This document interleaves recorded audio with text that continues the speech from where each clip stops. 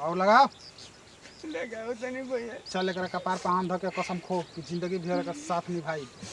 भैया इनकर कपार पे हाथ धो के कसम खाता रही क्या इनकर जिंदगी भर साथ निभाई।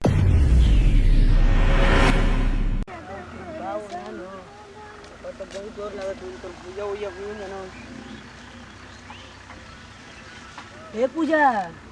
पूजा कौन? अरे हम बीटू। तू? अरे भैया रे उधर उधर पहन के कपड़ा का तरह वीआईपी लागत है। हां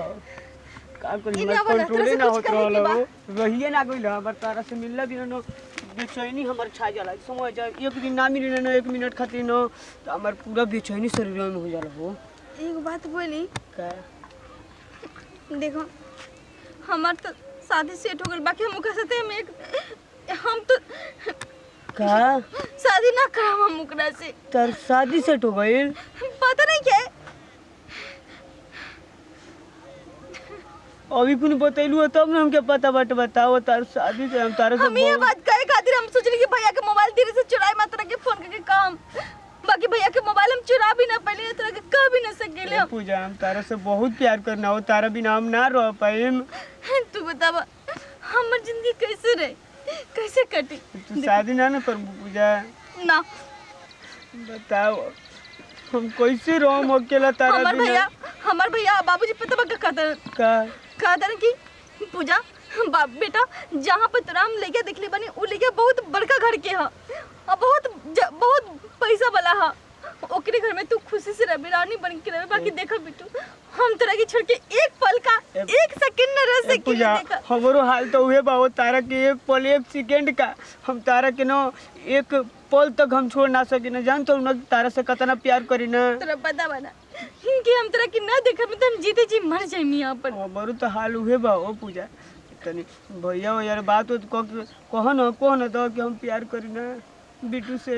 कैसे कह सकेले भैया तोरा पता बना कि हम भैया कितना दबंग बारन वो तुरंत में जनी धमा के मार डालिया जरूर देख के का करी हमरो तो डरे लागत है हमर माई बाबू जान जी न ऐसे बाबूजी के हमर बहुत लपंगा चारों तरफ उनका नाम चलेला हम बाबू के पता बना हम बाबू की जब ये सब बात पता चली तो हम बाबूजी का करी हम कहेंगे कि तो माई एगो बचपने में मर गए एगो बेटी हमर होके सारा हमनी के बगीचा में के मिलल याद बताओ कैसे कैसे मिलत रही जा छुप छुप के कितना प्यार मोहब्बत वाला बात करत रही जा आज भी हमको वो याद आवत दिन बताओ तू चल जेबू तो कैसे हम जियम तारा बिना हो पूजा तो जी भी लेवा हम कैसे जियम तेरे बिना पाटा के रिजवा के कैसे जी। अरे पगली तू ऐसे कैसे सोच ले भैया तोरा के मना के लड़ने तो हमारा घर मत आइए अब तू रे पूजवा का हमरा इज्जतिया के धज्जी उड़े ले बनी। भैया हम पूजा से बहुत प्यार करना भैया बहुत प्यार करल ना बाबू तो अब प्यार के भुला जो ठीक ना ऐसे कि अगर शादी तय हो चुकल बा भैया ये नहीं के हो सकत हम ना भुला सकी ना इनकरा के करे तू कैसे प्यार करे ले कैसे हम तोहनी के गजब हाल तू देखले पले अपना के कबो ना कबो नहीं ओकर शरीरिया क तोर शरीरिया आधा बा समझ गेले ओकर शरीरिया क तोर शरीरिया आधा बा कोनो हिसाब से मैच बा कि तोहनी के शादी कराई तो का बोल बा भैया के प्यार ना कर सकेला शरीर देख के लंबाई देख के प्यार कर जाला। हाँ। हम अपना बहिन के तोरा से शादी करा के ओकर जिंदगी बर्बाद ना करब ठीक ना आपके गोड़ पड़ गए सर आ सुन ले ध्यान से कहतन आज कब बाद हमारा घरे लौकी है जन न तो जितना हम प्यार करे ना बाबू उतने बर्बादो करे जानी समझ ले चल निकल करे तू तो कम से कम अपने भाई की इज्जत की ख्याल रख वो तो दूसरा घर के लड़का है वो हमारे बात के नहीं समझ सकत लेकिन तू तो समझ सकत अली भैया जवना माई से हम पैदा भइल बानी वही माई से तू पैदा भइल बानी आ तू हमारा संग ऐसा घात करत अली तू ओकरा तोरा को खुश रख पाई नहीं रख सकत कौना हिसाब से जोड़ी बा वो हत्ती को नाटा भूटी को बा तू हत्ते को बाली हमारा नहीं और हमार बहिन है सुन सफा होके भुला जो ठीक ना आना तो समझ लेना कि अब एकदम पानी सर से ऊपर बहता बताओ हम शादी ब्याह तय कैले बानी कितना धूमधाम से शादी हुई कितना सुगर लइका फौज में बाटे खोजले बानी आई हत्ती को मेटुकी भर लड़का से प्यार करती है बारे प्यार का बहुत हम ना सोचल नहीं कि हैसनो कुल आदमी प्यार करे वाला होलन देख ले तनी आज के बाद ना तभी लोग समझाओ तनी अरे बाप रे देखो के भी से हम बिट्टू के इंतजार करत तनी और भैया के भी बेगवा में से ना 5,000 रुपया निकाले नहीं अब भौजी के ना पेटिया से पूरा गहना गुड़िया सब निकाले ले बानी इंतजार करत तनी कब भैया ने बिट्टू तले भैया ना बने तरे अरे मैं रेडी हो अच्छा गई सब बिकवा था अरे ले सब लो धो लो मोबाइल भाई वही के गहना होना कुल लो लेके आ गए बनी 50,000 रुपया बाबू के चोरा ले बनी जल्दी आओ आज तो केहू तेरे भाग चले का करे लगलू हो अरे जल्दी आओ अरे बाप रे बाप ये घाव लाग भी न करे जा बताओ माना करत रही कि जल्दी जल्दी में ना ई भोरहरिया के टाइम भइल बाटे बताओ चलो संभाल सुनो ना बाप रे बाप देखो हमार डरो लागे तो क्यों जान जाए ना तो बड़का बवाल हो चप्पल पहन ले तनी चप्पल पहन लो जल्दी निकल जाएंगे देखो हम तोरे साथे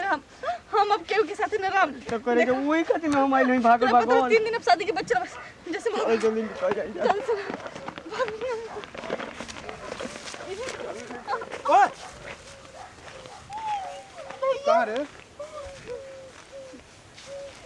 कहाँ रे आई बेग लेके कहाँ जात रहनी है नहीं भैया भोरे भोरे है ना कहाँ बेग लेके भैया कहाँ जाता है पानी एकरा में कपड़ा है भैया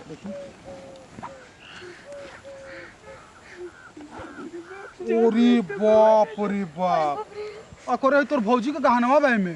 हां भैया और नोट को गोडी और 500 को गोडी बाई गोरे अरे सांच का बात बारे बता रे भैया का सच्चाई बारे ए मुंह सनिया को का बात सच्चाई बताओ हमने के भागत रहनी है जाओ भैया बाप रे बाप ना मन तू ना एकदम ना मन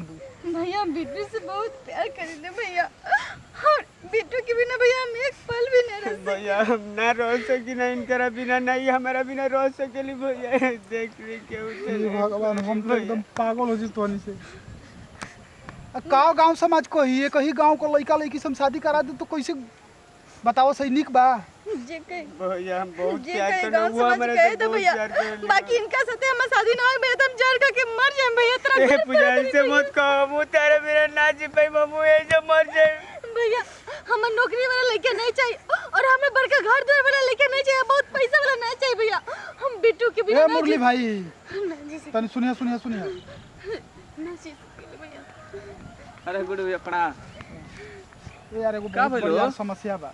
हां हमर बहिनी एकरा से प्यार करती है आ जनते वाला परसों दिन कर शादी बा का कहतन आई जी भाग के जात रहल हम हां का करी हमारा तो कुछ यार समझे में नहीं आवे आई समझै नहीं है ना बहनिया के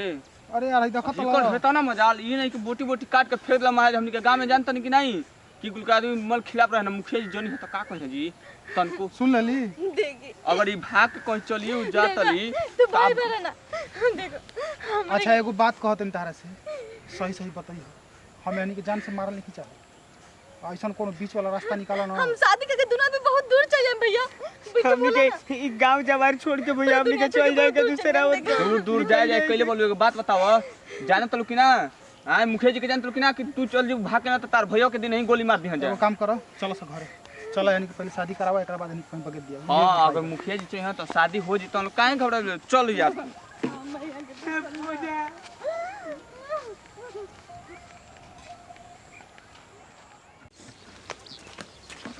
चले देखो हमारा के फाइनल डिसीजन लगाता है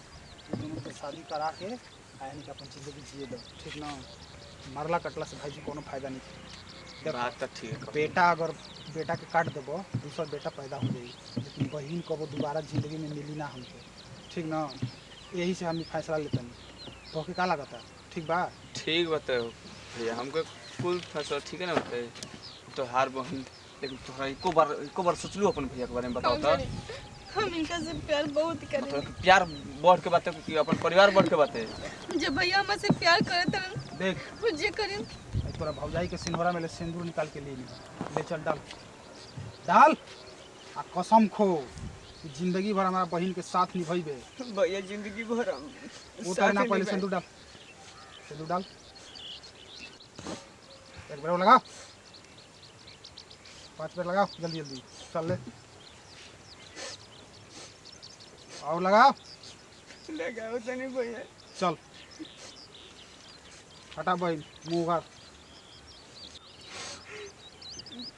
चल एकरा कपार पे हाथ धो के कसम खो कि जिंदगी भर का साथ निभाई। भैया इनकर कपार पे हाथ धो के कसम खातर क्या इनकर जिंदगी भर साथ निभाई भैया। चलो सजा से अपन जिंदगी जी प्लस आगे और बात कहता नहीं सुन ले आज के बाद अपना भाई के भुला जी है भैया जबले हम कहब ना तबले हमारा गांव में कदम मत रख। भैया ऐसे मत कर भैया चल जो भैया अपने से मत भैया खुश रह। चल सजा सा हम तो उनके आशीर्वाद भी नहीं दे वाह रे का करब हम का कहो अपना मेहर वाले जानी तो बताओ बाबूजी हमार का कही तोहरा ऐसा तो भाई है तो हम धरती पर कहीं देखल ही ना नहीं। और यार तो आखिर का कल जी अगर मुआ के फेंक भी देवल तो हमनी बहन मिली ना बात सही बात है गुडू भैया। ठीक है गुडू भैया हम चलतनी घर ठीक है। चल हमार तो जिंदगी लुटा गेल एकदम से।